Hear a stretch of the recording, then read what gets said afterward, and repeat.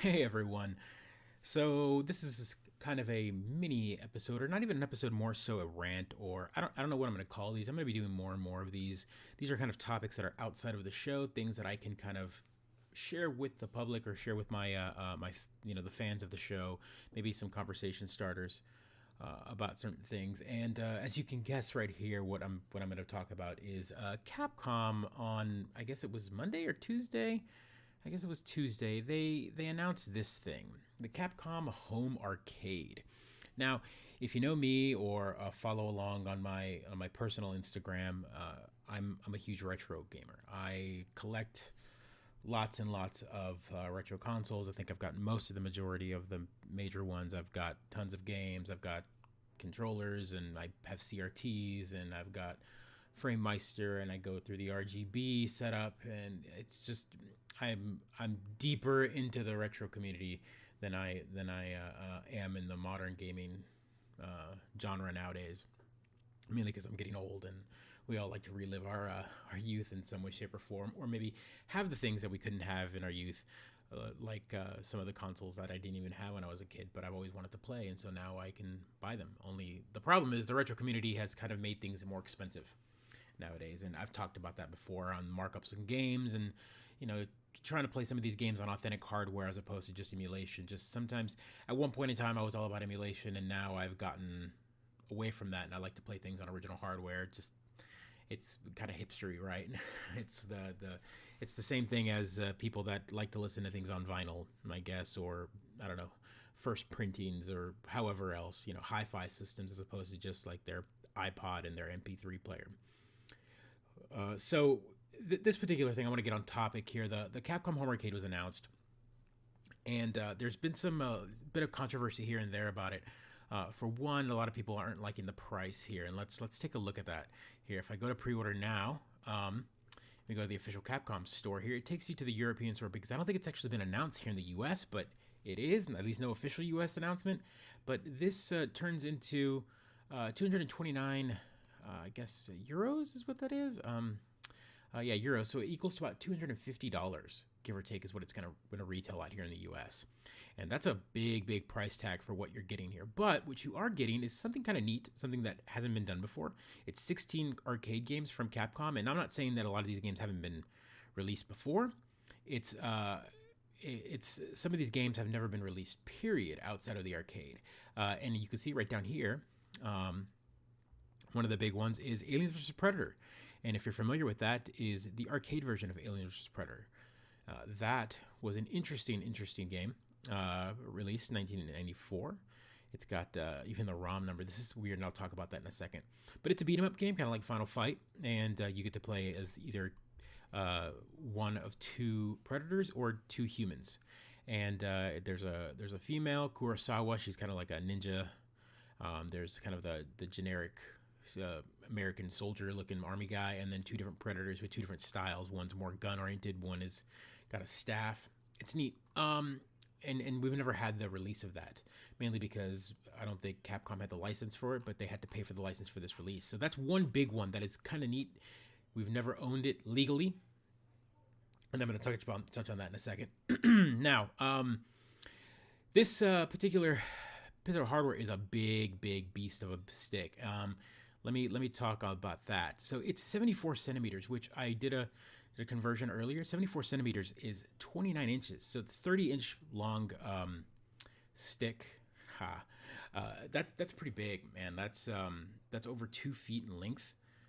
So that it's definitely not a sit by yourself. It's meant for two players or sit on a table, which means it's going to be an uncomfortable play. You can't sit it on your lap, on your couch. It's definitely got to be on like a table of some sort. So it's a big thing. Now, $250. What do you get for that?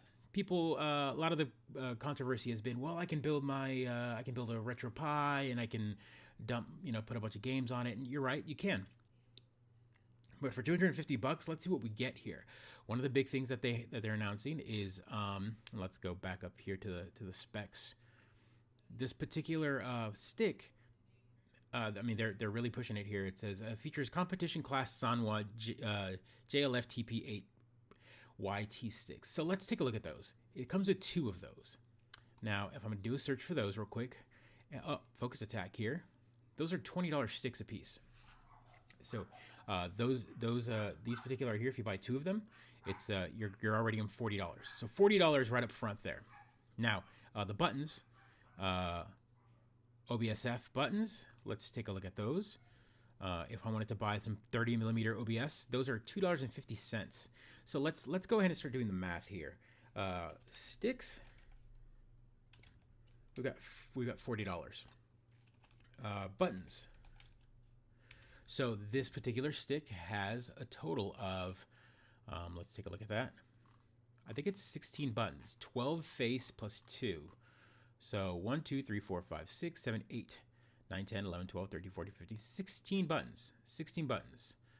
Yeah, 16 buttons. So let's 16 times, and how much was that again? We're looking at 245.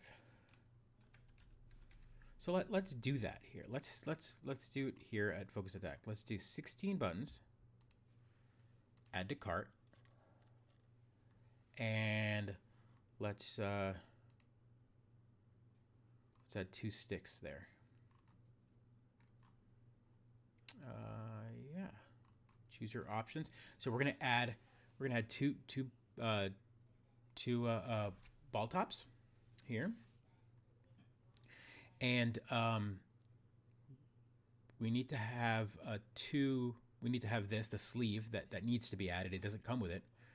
And then we need to also have, well, it comes with a mounting plate, that's fine. And it also comes with an octo gate. So we need to have that because it also mentions that. It says with a GTY directional gate. So that's a big one. It's an 8-way gate. So that's something else that you need to have. This is an octo gate right here. So 8-way gate, GTY octo gate. So let's add that, and we'll add 2 of them. Add to cart. So that's $55 already there. So that's a total of $95 total, just for the buttons and the sticks. So you know, that's $100. So that means you have $150 extra. Now, $150 would get you what? We've got custom art. A giant stick. I mean, this is, if you want to build something like this, you could, but maybe not this custom. I don't know what it's made out of. I'm guessing it's going to be a hard ABS plastic of some sort.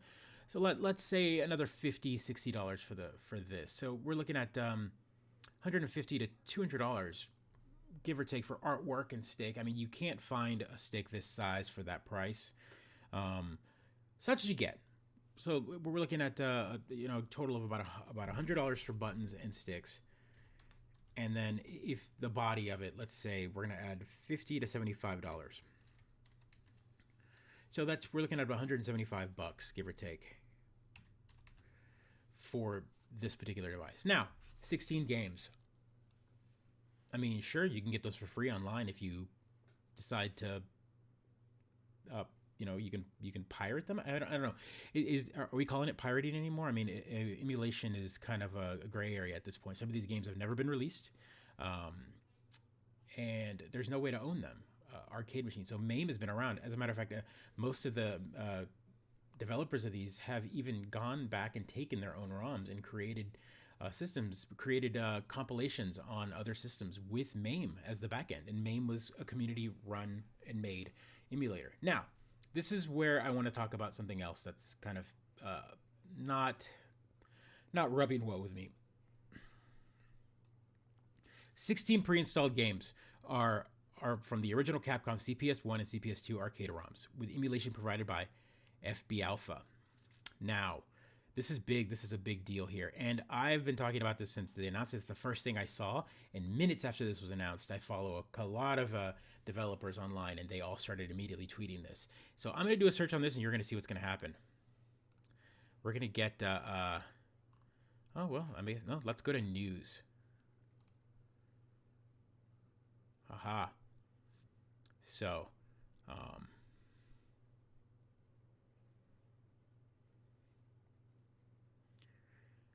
Oh, so we've got some updates here, but is the emulation legit? Oh boy, so I might have to amend this. This is one of the main reasons I made this. But update: confusing over licensing of Vinyl Alpha. Update 2: we're hearing reports that while the version of Vinyl Burn Alpha emulator that ships on the Capcom Home Arcade has been properly licensed, some of the developers currently involved with the software haven't been contacted. Initially, reports suggested that FBA was being used without permission, but that doesn't seem the case. So it looks like one of the major developers did get licensing, but didn't tell the rest of the developers. Final Burn Alpha and MAME developers knew nothing about the emulator being used in the Capcom Home Arcade, but Barry Harris, I guess is what it is, FB Alpha owner claims it's been licensed. I'd rather not say, but if you go to the FBA forums, there's a thread about it. At least 2 devs were not aware. Yeah, not to cast aspirations on Barry Harris, but I don't think that is right either. I haven't read the specifics of the license, so I'm not sure. So this looks like it's in gray area here. It looks like someone somewhere says that they licensed the simulator. So let me take you back, and I'm sorry I kind of went on my own little rabbit hole there. When this first announced, a lot of the developers started hopping online and going, we were not told. Permission was not made for them to use the software. And what that means by that is yes, they own these games. These games belong to Capcom. But the software that was created to run these bits of software on a computer was created by a group. It's an emulator. And what that means is these guys backwards engineered the software from these hardware boards so that they can play on a computer. And Capcom literally took that piece of software and is now running it on probably a small little board of some sort, and stuck it into the stick, and that was what played. So basically, they didn't even write their own software to write their own games. They took it from the community. That just goes to show how this community kind of comes full circle. While one moment it's illegal, the next moment they take those ROMs and that software created by the community and then resell it to us. So what does that mean? Is this worth $250? Maybe. I mean, it's a high price to pay to own these games legally. It does have Wi-Fi connectivity. That's one of the features that seems to be pushed here. Head-to-head battle, and then upload your best scores via the Capcom Home Arcade onboard Wi-Fi to the worldwide score leaderboard. So does that mean that if it has Wi-Fi, will we get more games? Will they have updates? Does it have any type of storage? We don't know yet. It hasn't been announced. No one's touched it. No one's even seen a physical thing. It won't launch till October. I'm intrigued by this. As a retro gamer, I like it. I want one. I wasn't sold on the fact that this was a legal way that Capcom kind of burned some people, but it looks to me like they might have gone through some proper channels and not everyone was on board or told. So that seems to be some drama within the team that made Final Burn. Yeah. What do you guys think? Would you buy this? I mean, $250 is a lot of money for 16 games when you've got companies like Nintendo releasing a Super Nintendo Classic. This is the European Japanese version for, 60, $70 with 21 plus games, 2 controllers. Is this a better deal? Maybe. You might recognize these games more than games that are listed in this Capcom stick, but all in all, there's a lot of great games here. I mean, these are arcade perfect versions. These aren't home versions. So the version of Final Fight that you get to play here is the arcade version. It is not the Super Nintendo version. So that means that you'll have all 3 players. You'll have Guy and Cody and Hagar, as opposed to just Hagar and Cody, and then have to play Final Fight Guy, which was another release of the game later on because the Super Nintendo didn't have enough memory to have all 3 of the players. It's a weird thing. I don't know. Ghouls and Ghosts, for example, this is the arcade version, not the only version of Ghouls and Ghosts, not Super Ghouls and Ghosts or Super Ghosts and Goblins, I think is what it's called on Super Nintendo. That is a different version. It's not the same game. So the only port that I know of that we had a home version of was the Sega Genesis version, which is one of my favorite Sega Genesis games. But this is the actual arcade version, so that's a fun thing to have legally. I'm not saying that I've never played these before. I definitely owned the ROMs to these before, but I mean, again, so has many other retro gamers. They've all gone down the rabbit hole of emulation. It's the only way to play some of these games. Street Fighter 2, Hyper Fighting, and we've all played Street Fighter. There's been multiple ports, but this is, again, the arcade version. This is, I mean, there is a button on the stick to drop a quarter into this thing. So, again, it's a, I know I keep emphasizing arcade, but a lot of people don't understand that the games that were in the arcade are not the exact same games that we got on the Super Nintendo. Those were home ports. Those were animation reduced, sound wasn't the same, etc. These are going to be emulated as arcade machines. So these are all games. Some of these games we've never played. Like I have played Cyberbots, but it's not a well-known fighting game. Again, another Capcom game, CPS2. Darkstalkers. Again, we get a home fighter arcade version of Darkstalkers, which is absolutely awesome. Armored Warriors is another fun one. A lot of fighting games, a lot of beat 'em ups. That was kind of the genre in the 90s. Beat 'em ups and fighters. This is a vertical shooter in 1944. That's a really good one. Echo Fighters, again, it's another shooter, a horizontal shoot 'em up. Mega Man Power Battle. This is a head-to-head fighter. This is a fighting game, a Mega Man fighting game that came out right around the time that Mega Man 8 was released, where it's just a boss rush game.